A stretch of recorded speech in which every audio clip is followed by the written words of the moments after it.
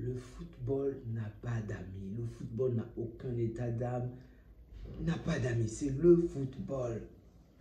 Salut les amis, j'espère que vous allez bien. J'espère que vous avez pris du plaisir à voir les matchs de ce jour. Donc, je vais débriefer le match du Benfica contre l'AC Monaco. Je ne vais pas vous mentir, je suis un peu déçu du résultat. Je souhaitais que Monaco gagne. Je ne sais pas pourquoi. Et pourtant, c'est peut-être l'une des équipes qui m'effraie le plus, même plus que le Paris Saint-Germain, pour vous dire à quel point. Je ne sais pas pourquoi j'ai autant de respect pour Monaco. Peut-être que à cause du match que nous avons perdu contre eux, mais j'ai énormément de respect pour Monaco et je voulais vraiment voir cette équipe aller loin, gagner. Mais bon, ça c'est pas fait. C'est pas grave. Il y a énormément de choses à dire concernant cette équipe. Déjà, sur l'ensemble des deux matchs, je pense que si vous avez vu les matchs, on est d'accord que Monaco a très bien fait, a très bien joué l'ensemble des deux matchs. Et même dans l'ensemble de toute la compétition, Monaco a quand même été une très belle équipe. Vraiment, bravo Monégas, bravo aux supporters de Monaco. Vous avez fait un très beau parcours, même s'il s'arrête ici à de la frustration par rapport à tout ce qu'il y a eu. Je pense que Monaco méritait peut-être mieux, mais il y a eu des petites choses qui ont manqué à cette équipe pour qu'elle aille au-dessus. Déjà par rapport à ce match, comme le match passé, on en a déjà débriefé, donc je vais déjà me focaliser sur ce match. Le match se termine sur un score de 3-3 partout, mais c'était un match vraiment plaisant à voir. Du début jusqu'à la fin du match, c'était vraiment plaisant. Énormément de buts, de bonnes opportunités. Et la frustration, c'est de voir que le score est de parité alors qu'il y a une équipe qui est largement au-dessus de l'adversaire. Comme au match aller, Monaco est meilleur que Dortmund. Pardon, est meilleur que Benfica, comme au match aller. Mais au match aller, ils ont commis une petite erreur qui a fait en sorte que Benfica marque et prenne le dessus. Aujourd'hui, on va dire 2 ou 3 petites erreurs. En fait, les 3 buts de Benfica, ce sont des mauvaises décisions des Monégasques, en fait. Sinon, Monaco aurait éteint le match. Monaco a eu tellement d'opportunités pour éteindre ce match. Combien de fois on va le dire en Ligue des Champions, lorsque tu ne tues pas ton adversaire, tôt ou tard, c'est lui qui finit par te tuer. En plus, vous jouez contre une équipe de Benfica, je l'avais dit au match aller, que Benfica est très forte à domicile, à l'extérieur, pardon, mais à domicile, il y a beaucoup de failles. Et on l'a vu aujourd'hui encore. Benfica s'est pris énormément de tollés de la part de Monaco, mais il y avait toujours, soit le gardien adverse était là pour faire l'arrêt décisif, soit c'était les défenseurs, du moins les joueurs de Monaco qui ne tiraient juste pas bien. Mais Akliouche, Akliouche. Non, ce joueur est fabuleux, sincèrement.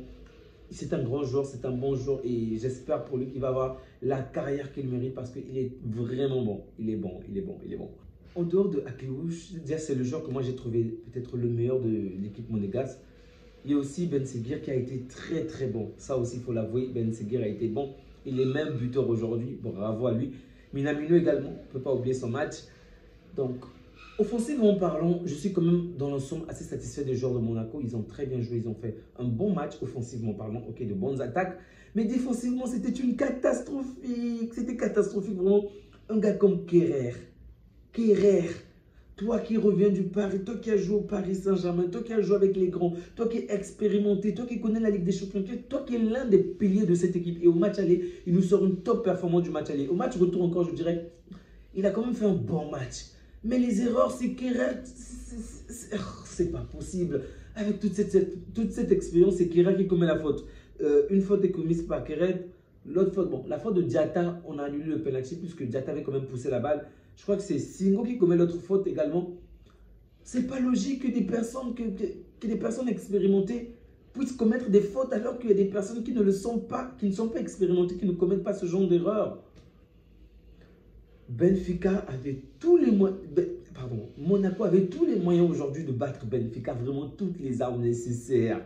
Mais ça n'a pas suffi. Oh, donc, parmi les 4 adversaires, donc, on va dire, sur les 4 adversaires que l'on devait affronter, on va dire que Monaco a déjà été éliminé. Donc, ça va se jouer entre le Paris Saint-Germain et Benfica. Donc, une des 2 équipes sera notre adversaire et l'autre sera l'adversaire de Liverpool. Ouais, ça sera chaud, ça sera chaud. C'est dur parce que je ne sais pas quoi choisir. J'aime le Paris Saint-Germain et je ne vais pas vous le cacher. Je préfère que l'on n'affronte pas le Paris Saint-Germain pour l'instant.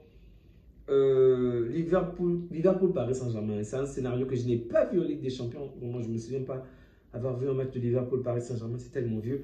Le Barça-Paris Saint-Germain, c'est trop, on a trop vu. Et je crains que le même scénario se produise encore, un peu comme le Real City, ok? Que les 2 équipes puissent de nouveau s'affronter. Et j'ai l'impression que c'est ce qui va se produire. Ça sera le Barça contre le Paris Saint-Germain. Bien évidemment, il faudrait qu'on chicote les Parisiens si jamais on les affronte. Mais moi, je préfère qu'on affronte de nouveau Benfica, ok?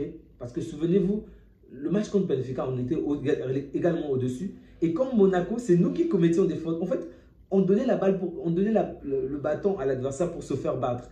Et c'est exactement ce que Monaco a fait aujourd'hui. Eux, ils n'ont pas eu de grands joueurs décisifs à la fin, peut-être pour marquer plus de buts que Benfica.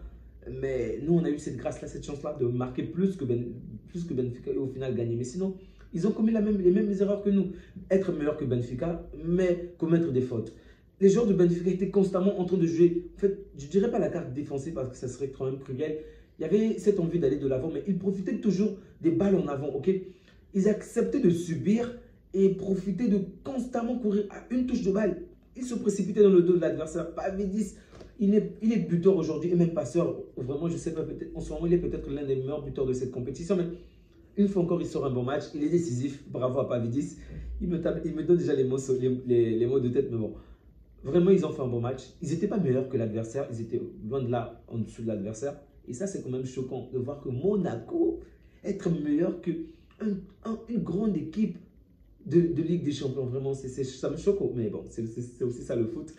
J'espère que Monaco va garder cette même lancée en Ligue des Champions, en Ligue 1, pardon.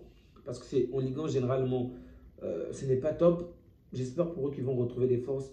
Crépin Diatta, les Sénégalais, vous avez la chance d'avoir un bon joueur comme Crépin Diatta, même s'il a failli commettre une gaveure dans la surface, mais c'est un bon joueur, un très bon joueur. À la fin, on a bien vu de quelle manière tous ces joueurs ont énormément manqué de lucidité, ils étaient épuisés, même des actions simples, ils commettaient des erreurs, je comprends. Ils n'ont peut-être pas un banc très large ou très riche, et du coup, c'était difficile pour eux de suivre la cadence, mais bon. Benfica est vraiment à féliciter. C'était pas facile pour eux, c'était vraiment pas facile. Ils ont réussi à marquer les premiers alors qu'ils ne foutaient rien de bon. L'adversaire revient, l'adversaire reprend d'une certaine manière l'avance, mais ils persistent également. Et ça aussi, c'est à féliciter. Okay, c'est une équipe qui marque quand même pas mal de buts lorsque l'adversaire est présent. Et on ne peut pas balayer ça du bout de la main en disant juste que Monaco était meilleur. La persévérance de Benfica a également payé. Les joueurs comme Pavlidis ont fait de bons matchs. Araujo a fait un bon match. Il y a beaucoup à dire sur l'arbitrage, en fait. C'est pas que l'arbitrage était mauvais, ok, mais la manière que certains joueurs de cette équipe-là aiment se reposer entre les mains de l'arbitre, il y a beaucoup à dire sur ça, mais bon, c'est le foot d'aujourd'hui, tout est autorisé. Otamendi, que dire d'Otamendi? Un grand match encore de la part d'Otamendi. J'espère contre nous qu'il ne sera pas à la hauteur. Bref, les amis, donc on a une des deux équipes qui s'est déjà qualifiée. On se dit à bientôt pour la journée de demain. On espère juste de tout cœur, vraiment de tout cœur, que City va gagner et que les voisins vont se faire laminer, écraser. Même si je pense que ce scénario est peu probable, vraiment, c'est peu probable. Vu le niveau de City en ce moment, je ne sais pas. En Ligue 1, j'ai dit que le Barça ne devait pas gagner, du moins que je ne croyais plus au Barça. Au final, le Barça a réussi. Finalement, on va dire que je vais croire à la réussite du Real afin que l'inverse se produise. Donc, je ne vais pas du tout croire que City va gagner. Et si jamais c'est le scénario l'inverse qui se produit, je ne pourrais que me régaler, vraiment me régaler. Les amis, prenez bien soin de vous ainsi que des vôtres. La soirée va s'arrêter là pour moi. On se dit à demain. Que Dieu vous garde. Ciao.